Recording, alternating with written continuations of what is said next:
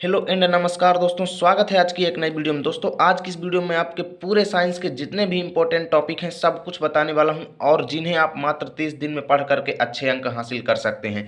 तो जी हाँ दोस्तों, प्रत्येक चैप्टर के जितने भी इंपॉर्टेंट टॉपिक हैं पूरा बताऊंगा, बस वीडियो को अंत तक ध्यान से देखिएगा और एक एक टॉपिक को एग्जाम से पहले तैयार कर लीजिए, क्योंकि प्रत्येक टॉपिक बहुत ही ज़्यादा इंपॉर्टेंट है, बहुत ही ज़्यादा इंपॉर्टेंट है। तो चलिए बिना देरी करते हुए शुरू करते हैं। ध्यान से देखिएगा, एक एक चैप्टर का बताने वाला हूँ, ठीक है। तो चलिए शुरू करते हैं। तो यहाँ पर देखो, चैप्टर 1 के जितने भी इंपॉर्टेंट टॉपिक हैं मैं आपको पहले बताता हूँ, उसके बाद फिर चैप्टर 2 के बताऊँगा, ठीक है। तो यहाँ पर देखो, चैप्टर 1 का जो पहला इंपॉर्टेंट टॉपिक है वो है ऊष्माक्षेपी एवं ऊष्माशोषी अभिक्रिया। बहुत ज़्यादा पूछा जाता है ऊष्माक्षेपी एवं ऊष्माशोषी। उसके बाद अपचयन एवं उपचयन अभिक्रिया। देखिए मैं जितने बता रहा हूँ मात्र अब आपको केवल इन्हीं को पढ़ना है, क्योंकि अब आप पूरा सिलेबस नहीं पूरा कर पाएंगे। अब टाइम आपके पास बहुत ही कम है, क्योंकि केवल एक विषय पढ़ना भी नहीं है, अभी आपको पूरे 6 के 6 विषय पढ़ने हैं, ठीक है। तो जितने टॉपिक बता रहा हूँ केवल इतने ही पढ़ना है बचे हुए टाइम में, ठीक है। ऊष्माक्षेपी एवं ऊष्माशोषी अभिक्रिया, अपचयन एवं उपचयन अभिक्रिया, रेडॉक्स अभिक्रिया, विकृत विकृत गंधिता। इस चैप्टर से आपको केवल इतनी चीज़ें पढ़नी है जितने बता रहा हूँ, ठीक है। अगर आपने इतना पढ़ लिया तो आपका चैप्टर एक फिनिश है। फिर आपसे कहीं से भी क्वेश्चन पूछेगा तो आप इनको पढ़ करके उसका रिप्लाई दे पाएंगे। जी हाँ दोस्तों, उसका आंसर आप कर पाएंगे, क्योंकि यही क्वेश्चन ज़्यादातर इस चैप्टर से पूछे जाते हैं, यही ज़्यादा खास हैं, ठीक है। मैं खास आपको बताने वाला हूँ। तो अब चलिए देखते हैं चैप्टर 2 के जितने भी इंपॉर्टेंट क्वेश्चन हैं उन सबको। तो यहाँ पर देखो, पहला है उदासीनीकरण अभिक्रिया। बहुत ज़्यादा पूछा जाता है, इतना ज़्यादा यानी कि एकदम खास क्वेश्चन है, इसे छोड़ना खतरे से खाली नहीं है, ठीक है।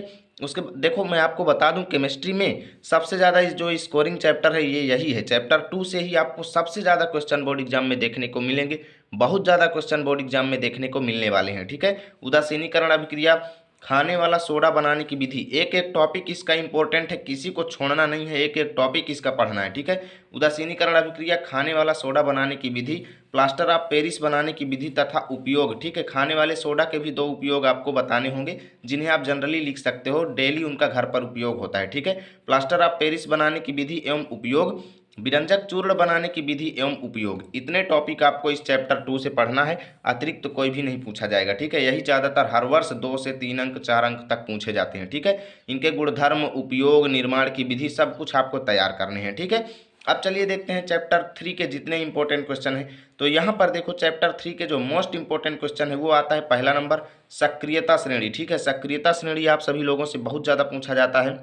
दूसरा नंबर आता है भर्जन तथा निस्तापन, भी बहुत ज़्यादा बहुत ही इंपॉर्टेंट टॉपिक है। उसके बाद आघात वर्धिता एवं तन्यता, ठीक है। इसमें जनरली अंतर आपसे पूछ लिया जाता है, और उभयधर्मी ऑक्साइड, ठीक है। चैप्टर 3 के केवल इतने ही इंपॉर्टेंट टॉपिक हैं जितने मैं यहाँ पर बता रहा हूँ, ठीक है। अब देखते हैं चैप्टर 4 के जितने भी खास टॉपिक हैं, पूरा देखिएगा, ध्यान से वीडियो को अंत तक देखिएगा। पूरी साइंस आप 1 महीने में कंप्लीट कर पाएंगे, ठीक है। तो यहाँ पर देखो, एल्कोहल के गुणधर्म एवं उपयोग चैप्टर 4 से आपसे पूछा जाएगा। उसके बाद एस्टरीकरण अभिक्रिया मोस्ट इंपॉर्टेंट, प्रतिस्थापन अभिक्रिया बहुत ज़्यादा पूछी जाती है। उसके बाद देखो, साबुन की सफाई क्रिया विधि, जनरली ये आपसे 6 अंक या 4 अंक का बोर्ड एग्जाम में पूछा जाएगा। साबुनीकरण अभिक्रिया जो है बहुत ज़्यादा इंपॉर्टेंट है। उसके बाद देखो, एथेनोइक अम्ल का निर्माण तथा गुणधर्म, ठीक है। और इसमें एक टॉपिक और जोड़ लीजिए जो है वो समजातीय श्रेणी, ठीक है। बहुत ज़्यादा पूछा जाता है समजातीय श्रेणी, ठीक है। ये टॉपिक इस चैप्टर का जान है, बहुत ज़्यादा इंपॉर्टेंट टॉपिक है। अब देखते हैं चैप्टर 5 के जितने भी इंपॉर्टेंट टॉपिक हैं, पूरा ध्यान से देखिएगा, एक एक टॉपिक बहुत ज़्यादा खास है। आधुनिक आवर्त नियम, मेंडलीव की आवर्त सारणी की कमियां आपसे बहुत ज़्यादा पूछा जाता है। दीर्घाकार आवर्त सारणी की विशेषता, ठीक है। अब चलिए चलते हैं चैप्टर 6 की ओर। तो दोस्तों हम आ चुके हैं चैप्टर 6 बायोलॉजी, और यहाँ से देखिए पहला क्वेश्चन है, मानव मस्तिष्क की क्रियाविधि एवं संरचना।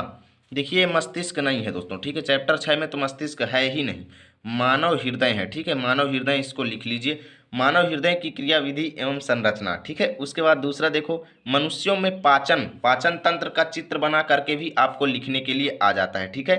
उसके बाद नेफ्रॉन की क्रियाविधि, ये भी बहुत ज़्यादा इंपॉर्टेंट टॉपिक है। उसके बाद मनुष्यों में उत्सर्जन, ये तो बहुत ही ज़्यादा पूछा जाता है। उत्सर्जन तंत्र का नामांकित चित्र भी आपको दे देता है।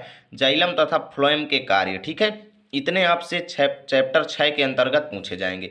अब देखिए चैप्टर 7 जो है उससे तो मेजर पोर्शन आपके सिलेबस से हटा दिया गया है, तो आपको चैप्टर 8 पढ़ना है। चैप्टर 7 इतना खास नहीं है, ठीक है।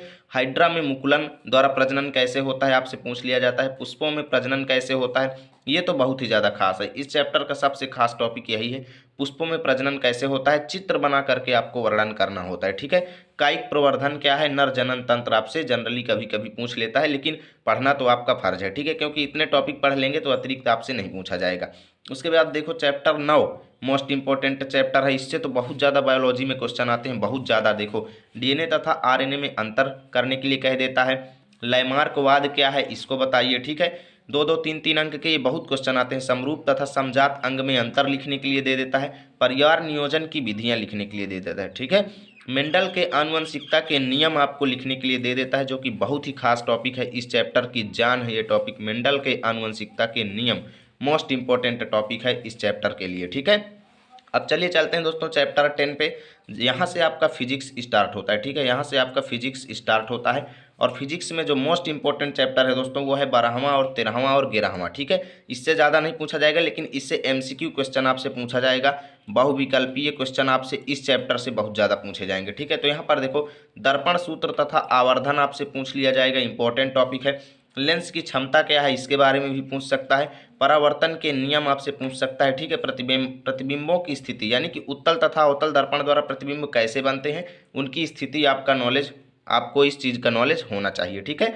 अब देखते हैं चैप्टर 11 का जो मोस्ट इंपॉर्टेंट टॉपिक है।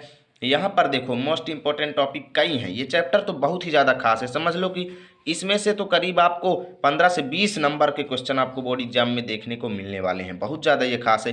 दृष्टि दोष तथा उनका निवारण कैसे होता है। वर्ण विक्षेपण क्या है, इसी को हम स्पेक्ट्रम कहते हैं, ठीक है। उसके बाद तारों का टिमटिमाना क्या है, मोस्ट इंपॉर्टेंट टॉपिक। प्रकाश का प्रकीर्णन क्या है, ऐसे भी पूछ लेता है। अपवर्तन के नियम आपको लिखने के लिए दे देता है, या फिर इसी को स्नेल का नियम लिखने के लिए दे देता है, ठीक है। इतने आपके चैप्टर 11 से इंपॉर्टेंट टॉपिक हैं। और दूरदृष्टि में निकट दृष्टि तथा दूरदृष्टि दोष आपसे इस दृष्टि दोष के अंतर्गत पूछ लेता है, ठीक है। उसके बाद अब देखते हैं 12वां चैप्टर के जितने भी इंपॉर्टेंट क्वेश्चन हैं। ओम का नियम बहुत मस्त क्वेश्चन है, बहुत ज़्यादा ये पूछा जाता है, ओम का नियम, ठीक है। उसके बाद विभव तथा विभवांतर में अंतर पूछ लेता है। जनरली प्रतिरोधकों का संयोजन कैसे होता है, श्रेणी और पार्श्वक्रम दोनों का आपका व्यंजक बनाने के लिए कह देता है कि व्यंजक व्युत्पन्न कीजिए। तो इंपॉर्टेंट क्वेश्चन है, ये भी आपसे 4 नंबर या 6 नंबर का बोर्ड एग्जाम में दे देता है। इनसे जनरली आपको न्यूमेरिकल देता है, न्यूमेरिकल दे देगा जिसमें कई प्रतिरोधकों को संयोजित करके हल करने के लिए दे देगा, तो इसे पढ़ लीजिएगा। अब चलते हैं लास्ट चैप्टर। अभी चैप्टर तो बहुत है, लेकिन जितने इंपॉर्टेंट हैं केवल मैं उतना ही आपको बताने वाला हूँ। तो हम आ चुके हैं चैप्टर 13 पर, विद्युत मोटर तथा जनित्र की संरचना। मोस्ट इंपॉर्टेंट क्वेश्चन है, बहुत ज़्यादा पूछा जाता है, बहुत ज़्यादा। एवं क्रियाविधि आपसे पूछ लेता है, ठीक है। चुंबकीय क्षेत्र रेखाएं क्या हैं, इनके गुणधर्म लिखने के लिए आपको दे देगा, गुणधर्म लिखने के लिए, ठीक है। 2 अंक का इसका गुणधर्म लिखने के लिए भी दे सकता है, या फिर इसकी परिभाषा भी आपसे पूछ सकता है, ठीक है। फ्लेमिंग के नियम के अंतर्गत 2-3 नियम आते हैं, एक बाएं हाथ का नियम, एक दाएं हाथ का नियम और एक दक्षिण हस्त अंगुष्ठ नियम। तो ये 2-3 टॉपिक आपसे फ्लेमिंग के नियम के अंतर्गत पूछे जाएंगे, ठीक है।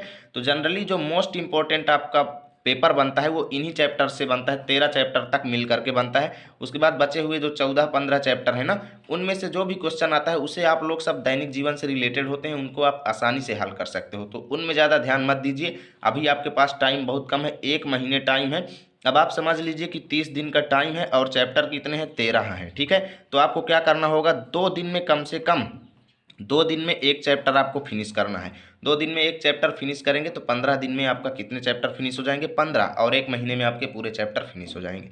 तो ध्यान दीजिएगा, आपको 2 दिन में 1 चैप्टर फिनिश करना है। उम्मीद करता हूँ वीडियो अच्छा लगा होगा। यदि वीडियो अच्छा लगा है तो लाइक कीजिए, चैनल पर पहली बार आए हैं तो सब्सक्राइब कीजिए, ताकि रोजाना की ऐसी वीडियो अब तक सबसे पहले